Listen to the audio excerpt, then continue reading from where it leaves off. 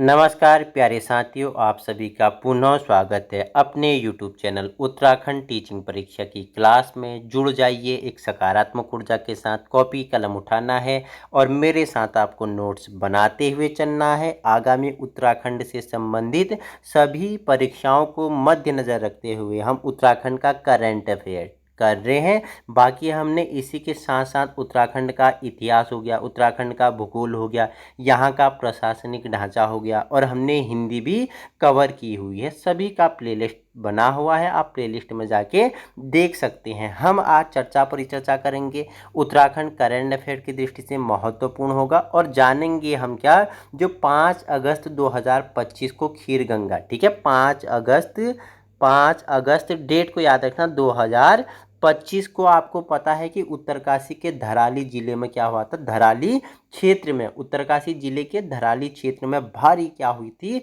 बाढ़ आई थी, ठीक है। उससे पूरा आपको पता है कि वहाँ क्या हुआ था, वहाँ का जो मानव जीवन था, ठीक है, जो मानव आवास था, उनके घर हो गए, बाजार, पुल, सड़क, पूरा गांव उनका क्या हो गया, तबाह हो गया। तो उसी के दृष्टि से आज जितना भी महत्वपूर्ण होगा उन सभी फैक्टों को हम चर्चा परिचर्चा करने वाले हैं। जुड़ जाना है। और उसी के साथ साथ आपको पता है कि सबसे पहले उत्तरकाशी का धराली में हुआ, ठीक है, इस बार धराली में हुआ 2/25। उसके बाद आपको पता है थराली में हुआ, ठीक है, थराली में हुआ। धराली उत्तरकाशी में है, थराली आपका ये चमोली में, ठीक है। थराली दोनों अलग अलग है, गौचर के बाद थराली, ठीक है। उसके बाद आपको पता है कहाँ पे हुआ, आपको जम्मू एंड कश्मीर में हो गया, हिमाचल प्रदेश में हो गया, ठीक है। उसके बाद पंजाब में हो गया, और वर्तमान में जो अभी तबाही मची हुई है वो मची हुई है देहरादून में। वो देहरादून में, राज्य की राजधानी में, बिल्कुल बाढ़ से क्या तहस नहस, जनजीवन क्या हो रहा है, अस्त व्यस्त हो रहा है।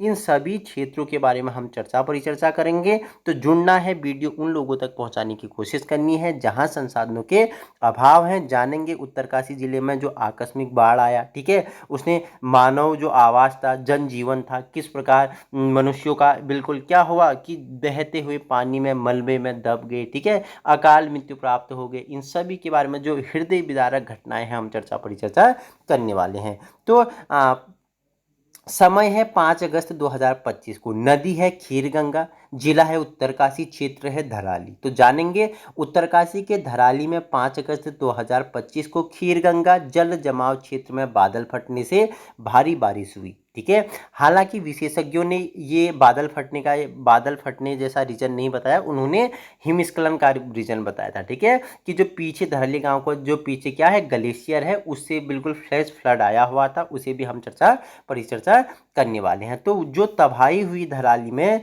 तो उससे आपको पता है कि वहाँ के जो घर बने हुए थे, ठीक है, यहाँ क्या थे, यहाँ जो मकान थे, घर थे, ठीक है, ये आपस में जोड़ने वाला यहाँ पुलिया था, मंदिर था, ठीक है, बाजार था, बिल्कुल ये क्या हो गया, ये मलबे की चपेट में आ गया और क्या हो गया, ये पूरा फ्लैश फ्लड में दब गया। तो आइए जानते हैं, चर्चा परिचर्चा कर लेते हैं। महत्वपूर्ण कारण क्या क्या थे, किस कारण आया, जनहानि कितनी हुई, ठीक है, इन सभी के बारे में हम चर्चा परिचर्चा करेंगे। तो चर्चा में क्यों, सबसे पहले तो उत्तराखंड के उत्तरकाशी जिले में भारी वर्षा के कारण खीर गंगा नदी में आकस्मिक बाढ़, जिसे हम बोलते हैं फ्लैश फ्लड, ने व्यापक तबाही मचाई, ठीक है। समुद्र तल से 8,600 फीट की ऊंचाई पर स्थित लोकप्रिय पर्यटन स्थल धराली कस्बे में बाढ़ ने भारी जनहानि की है और अनेक लोग यहाँ पे क्या हो गए, अनेक लोगों की मृत्यु हो गई, अनेक लोग मलबे में दब गए, लापता हो गए। तो ये कहाँ का, धराली में खीरगंगा नदी के आकस्मिक फ्लैश फ्लड के कारण तबाही मची हुई थी। ये देखो बिल्कुल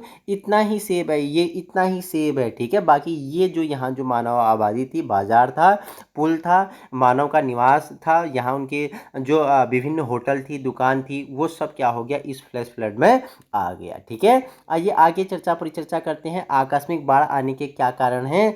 तो विशेषज्ञों के अनुसार धराली गांव में आई बाढ़ का काम बादल फटना नहीं, बल्कि ग्लेशियर झील विस्फोट अथवा हिमनद खंडन हो सकता है। देखो विशेषज्ञों ने क्या कहा, जो धराली गांव में बाढ़ आई, आपदा आई, इसका काम बादल फटना नहीं है, बल्कि क्या है, जो धराली गांव के पीछे क्या था, ग्लेशियर है, झील है, ठीक है, हिमनद खंडन है, इनके कारण हो सकता है, ठीक है।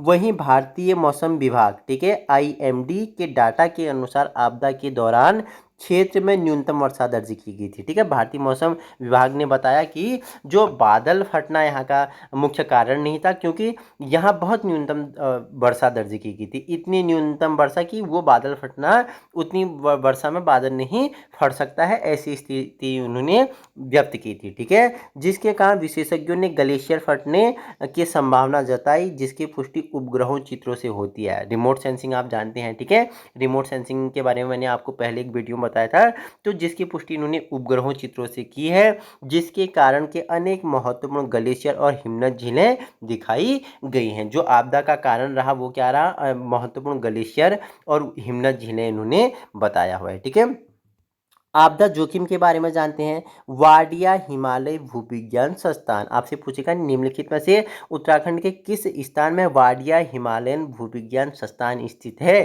तो बताना है आपने मुझे, कमेंट करके आप मुझे बताएंगे कि वाडिया हिमालय भूविज्ञान संस्थान कहाँ है। इसके अनुसार उत्तराखंड में 1266 क्या है, ग्लेशियर झीलें हैं, कुछ बड़ी हैं, कुछ छोटी है। और राष्ट्रीय आपदा प्रबंधन प्राधिकरण ने इसमें से 13 जिलों को उच्च जोखिम वाली और 5 को अत्यंत खतरनाक श्रेणी में रखा है। ठीक है, जो क्या है, उत्तराखंड में 1266 झीलें हैं, उनमें से अगर बात करूं तो 13 झीलें क्या है, उच्च जोखिम वाली हैं, 5 अत्यंत खतरनाक श्रेणी में रखी गई हैं। ठीक है, ऐसी आपदाएं तब होती हैं जब ऊंचाई वाले क्षेत्रों में जल संचय अचानक नीचे की ओर प्रवाहित होती। केवल भारी वर्षा से ही इसको हम विनाशकारी घटनाएं संभव नहीं हो सकती हैं, बाकी इसके बहुत सारे कारण हो सकते हैं। वर्तमान में आप देख रहे हैं कि जलवायु परिवर्तन हो रहा है। जलवायु परिवर्तन क्यों हो रहा है कि मनुष्य जहाँ एक और अपना विकास कर रहा है, तेजी से क्या कर रहा है, जंगलों को काट रहा है, पेड़ पौधे नष्ट कर रहा है, पॉल्यूशन बढ़ा रहा है, औद्योगिकरण बढ़ रहा है। ठीक है, उद्योग धंधे स्थापित कर रहा है, उससे कार्बन डाई जैसे बिल्कुल हानिकारक गैसें उत्सर्जित हो रही है, वायुमंडल में जा रही है, गर्मी बढ़ रही है। ठीक है,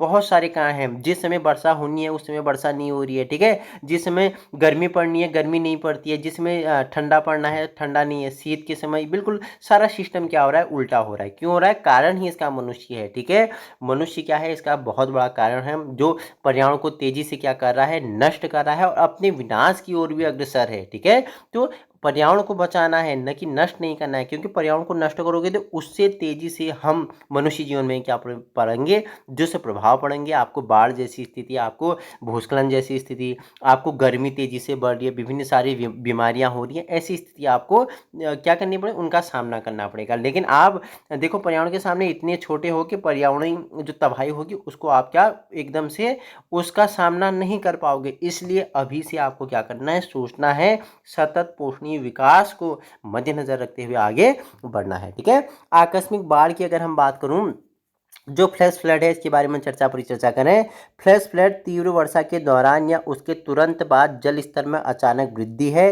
वे अत्यधिक स्थानीयकृत और अल्पकालिक घटनाएं हैं जो सामान्यतः वर्षा के 6 घंटे के भीतर घटित होती है। कारण क्या रहा, फ्लैश फ्लड मुख्यतः तीव्र वर्षा के कारण होती है जो मृदा की अवशोषण क्षमता और जल निकासी प्रणालियों को प्रभावित करती है। अत्यधिक वर्षा के अतिरिक्त अचानक तापमान में वृद्धि, ठीक है, बांध या तटबंधों के टूटना, ठीक है, हिम या मलबे के जाम होने तथा हिमनद झीलों के अचानक फटने के कारण तेजी से हिम विगलन से भी फ्लैश फ्लड आ सकती है। ठीक है, इसके अतिरिक्त सड़कों और इमारतों जैसी अवैध सतहों वाली शहरीकरण में अफवाह बढ़ता है, जल अवशोषण कम होता है तथा बाढ़ का खतरा बढ़ता ही जाता है। ठीक है, नेक्स्ट अगर हम ग्लेशियर झील विस्फोट के बारे में जाने तो इसका परिचय हम जान लेते हैं। सबसे पहले ग्लेशियर विस्फोट झील अगर बात करो तो एक प्रकार का विनाशकारी बाढ़ है जो तब होती है जब किसी ग्लेशियर झील को रोकने वाला प्राकृतिक बांध टूट जाए या टूट जाता है या क्षतिग्रस्त हो जाता है, उससे बड़ी मात्रा में जल एकाएक बाहर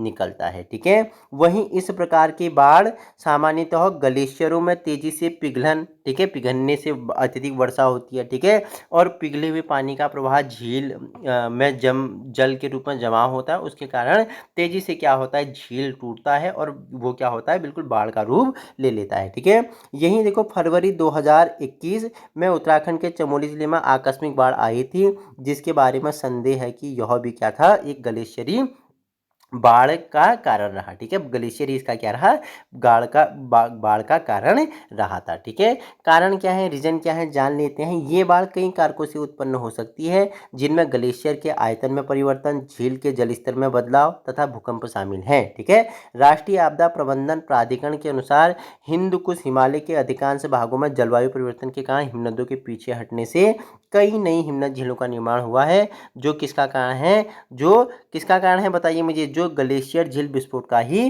कारण है। तो ये हमने आज महत्वपूर्ण परिचर्चा की।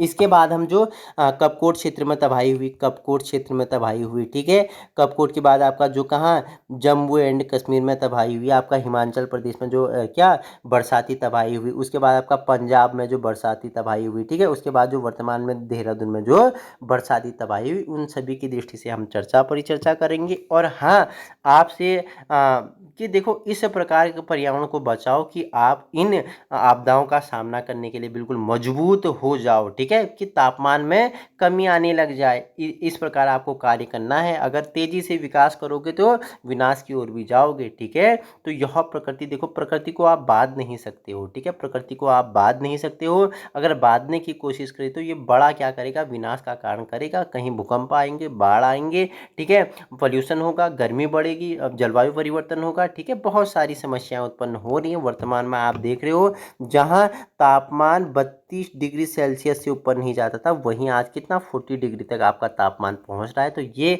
कारण क्या है, इसका कारण ही मनुष्य है, बढ़ता औद्योगिकरण है, शहरीकरण है। ठीक है, तेजी से पर्यावरण का ह्रास कर रहा है। ये सभी कारण क्या है, मनुष्य ही अपने अपने विनाश की ओर अग्रसर है। तो इन पे क्या करना है, रोक लगाना है और सतत पोषणीय विकास की ओर चलना है। तो आज का हमारा लेक्चर यहीं पे समाप्त होता है। नेक्स्ट हम परिचर्चा करेंगे एक नई वीडियो के बारे में। वीडियो पसंद आए तो उन लोगों तक पहुंचाने की कोशिश करें जहां संसाधनों के अभाव है। Thank you so much.